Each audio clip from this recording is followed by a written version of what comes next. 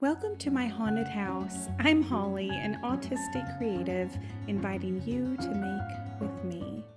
You might be able to hear that I am still a little stopped up from being sick over the Thanksgiving holiday, but no matter because I have turned lemons into the absolute lemonade.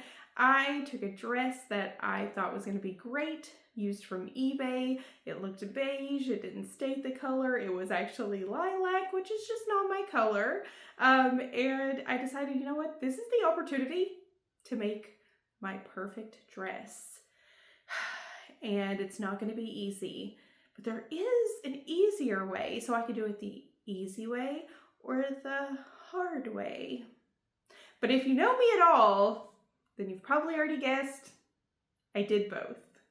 So the first thing that I'm going to do is just simply start taking the dress apart in the places where I'm going to be making changes.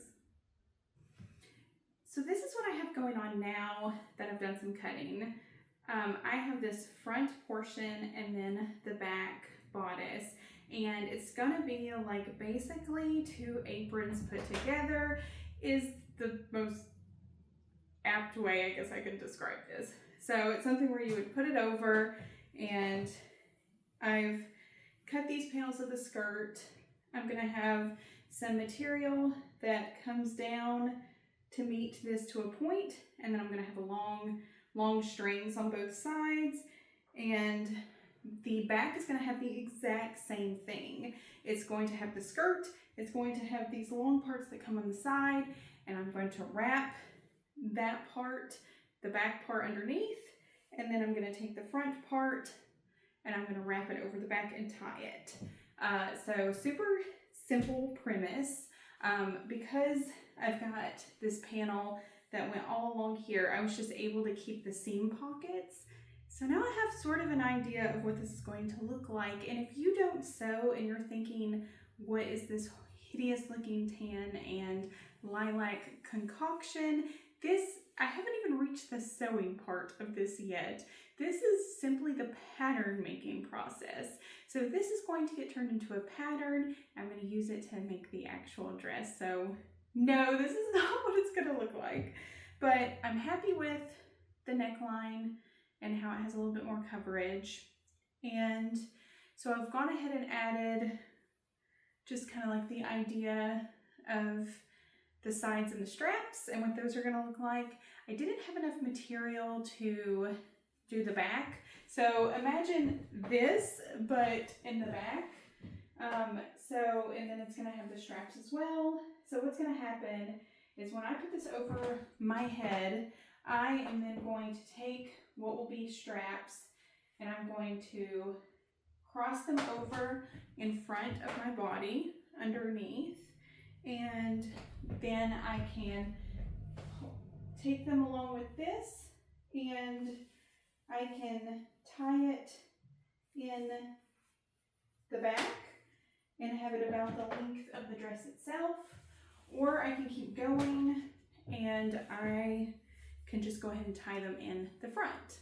So with them being tied like this, there will be enough coverage with the skirt. I'll be comfortable. I'll feel like nothing's going to be seen, and I'll be able to tie it so that as my weight fluctuates, I can make it tighter, looser. If I have a heavy dinner or, whatever the case may be, whatever changes, I can tighten it up or make it looser. And the only thing is this is going to take a lot of material to make. That is something I wholeheartedly acknowledge, but I think it's going to be worth it. And, it's got the pockets, and I think it's on its way. The first thing I did on the real fabric is I cut out the sashes. That was going to need a long continuous piece of fabric.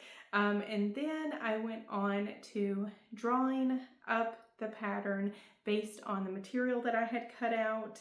And then once I drew up the pattern, then I cut it out and then I pinned it down. And then after I pinned it down, I then cut it out from the actual material. I used a 100% cotton gauze, which I thought was just really nice. It also has like a natural sort of almost wrinkly texture to it, which just makes it wear super easy. And I don't have to worry about maintenance too much, which is of course something that I love. I got the pattern done and got everything cut out, and now I'm just gonna start sewing. So it's gonna be, this is so many panels. So we've got 1, 2, 3, 4, 5, 6, and then 5 other, so 11 panels just for the bodice. That's not even counting the lining. So 22 panels then with for the lining. It's so much, oh my goodness. And now you can see why this is the hard version of the dress, because there is just a lot going on with it, a lot of components, but really it was a lot of fun as long as I took my time.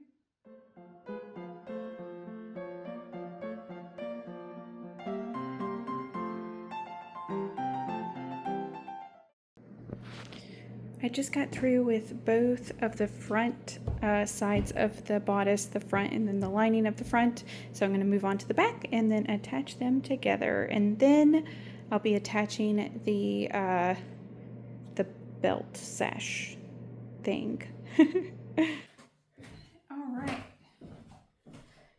So I got the bodice done, and these, I've tried it on and it fits. So now I'm going to start working on the skirt.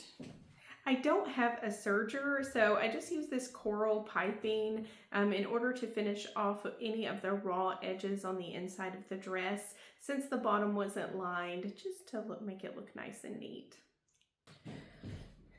It is the next morning, so last night I got the front portion of the dress sewn on, but I then sewed the pockets on backwards, and so I've already flipped this one around. But when you start doing things like sewing the pockets on backwards, you realize it's time to stop. So I haven't done the back part of the skirt yet, and I haven't tacked the lining down either, which I'm going to do by hand. So yeah, that's what I'm going to be working on today. And then I just took some time to tack the lining down by hand.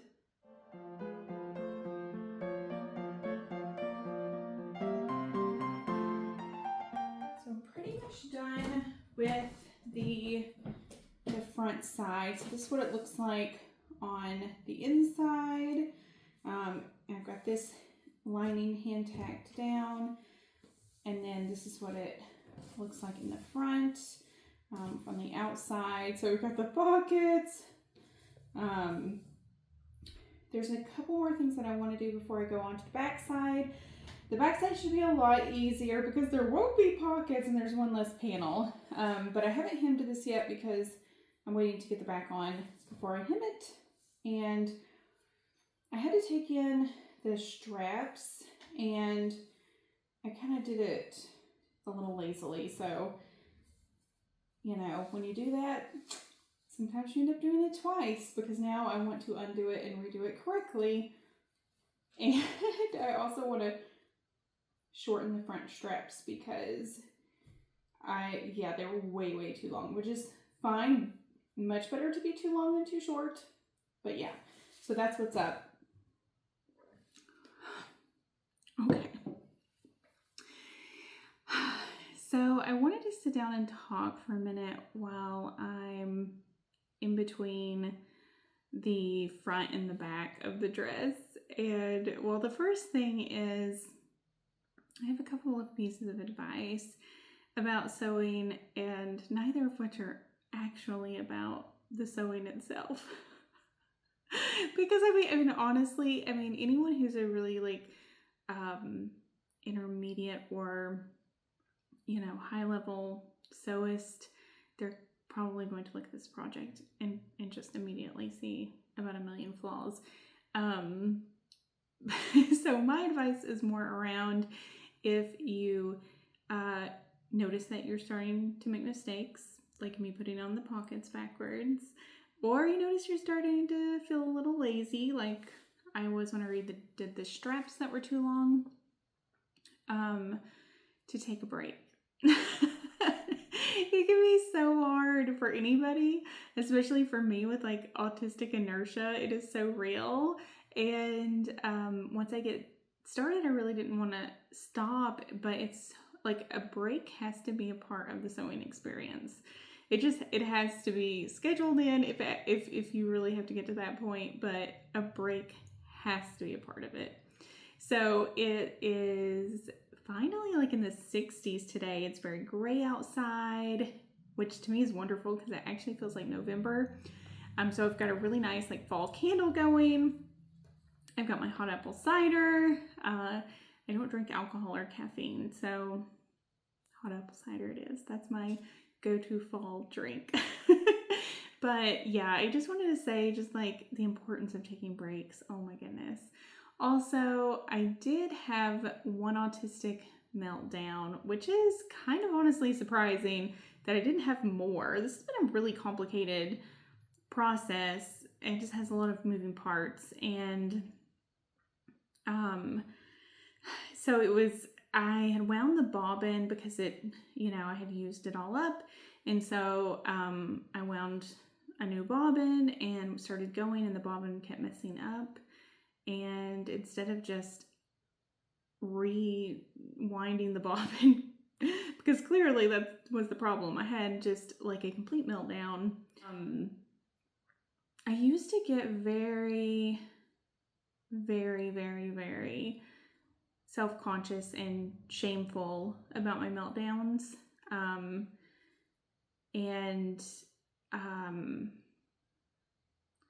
Kind of like a lot of people nowadays talk about how they strive to be body neutral when they just look at their body in a neutral way as the vehicle that, that helps them drive their lives, instead of seeing it as,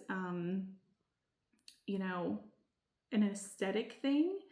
And that's the way I have started to feel about my meltdowns. I've gone from feeling a lot of shame around them to being meltdown neutral. Because the truth is a meltdown is just a part of the autistic experience for a lot of people. It definitely is for me. And so instead of feeling shame around it, just being meltdown neutral, it's going to happen because it is a part of the experience. I don't need to start trying to strive for never, ever having a meltdown. That's not the point of a meltdown. Meltdowns happen to, as far as I feel, like to expend emotional energy to get it out of my body. It seems like that's kind of how it happens. When I'm experiencing a high level of agitation, frustration, confusion, emotions like that. And so I've been looking at meltdowns, in a lot more neutral light. So if you're not autistic, I appreciate you listening to this because, the reason why this is a YouTube channel for an autistic creative is because I can't just be a creative without being autistic. And I honestly can't just be autistic because I am a creative. It's just, it's an everyday part of my life. So both of these things are integral to who I am. So I'm always going to talk about both. So, but even if you're not autistic, maybe you'll just resonate with things like frustration or having a hard time or, just being kinder to yourself. That's pretty universal. So I appreciate you hearing me out on that. So then I fixed the straps. I did them correctly this time, and I even added a little bit of hand embroidery both to those straps as well as at the ends of the sashes on either side. Just finished the dress. Oh my gosh, I'm so excited. And then once I had completed the hard version of the dress, it was time to move on to the easy version, which was way, way easier and involved just changing up a pinafore apron that I bought off of Etsy. I got this in the mail. I came with two because I bought two. I do not know why I said it like that. Let's take a look at it. So far looking like an apron. Cute. Okay. This is cute. I like the pleats. It's got some nice little pleats. And so, yeah, this is cute. Okay. So this is the front and this is the back. And this has a slit in the side so you can get to your pockets, but this is great because I can actually use this to make the opening for the pockets, and then this is going to be so easy. I'll just have to switch this over because it comes over from the back to the front here, and I'll have to have this front one going over to the back because otherwise it'll look like your pockets would go backwards, which is what I did to the last dress, and I don't want to do that again. So yeah, it's got the ties, and this is the back, so I would just sew it up here in the back, just keep the ties like this so that I can tie it around to the front. I like the color. It's not quite showing up as mustardy as it is in real life here on the camera, but it's cute. It's cute. I like it. I'm not mad at this. This is cute. So I'm taking a further look at this. I can see it's not completely lined, but it comes all the way down to the waist at the side. So this is not going to be able to be worn without anything underneath. It's going to have something underneath. So it's going to be like a true pinafore where it's a dress, but I'm going to have to wear a top underneath. So it's fine that it's not completely lined since something will have to be worn underneath and it is so hot here. But you know, I always appreciate a full lining, but I can work with this. After trying it on, I realized I don't need to put two aprons together in order for this to work. It was big enough in the waist that it can be, if my size fluctuates, it's fine because it can be tied down tighter, but it's also even looser than what I need. So this is great because now I can just make this into another one and have two instead of one. That cuts the price in half. And yeah, so it's going to be cute. Sewing up the apron and putting it in the pockets, oh my goodness, it was massively easier than the hard way. It only took about 2 hours to complete in total.